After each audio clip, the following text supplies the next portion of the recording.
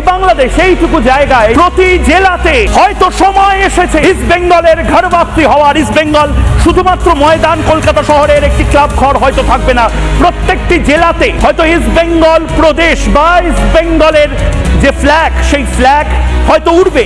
চট্টগ্রাম থেকে শুরু হবে, ফেনী থেকে শুরু হবে, সেন্ট মার্টিনস থেকে শুরু হবে, প্রত্যেক জায়গাতে মশাল উড়বে।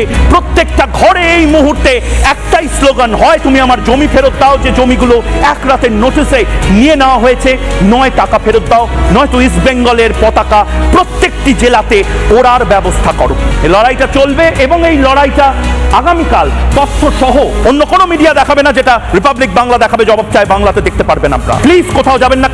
কাল রাত 8টার সময় মেগা এক্সক্লুসিভ কিছু ডকুমেন্টস নিয়ে আসছি। 20 লাখ একর জমি, যে জমি হিন্দুদের ছিল, বেদখল হয়ে গেছে। টাকা ফেরত দেবেন, যদি না দেন জমি ফেরত দিন।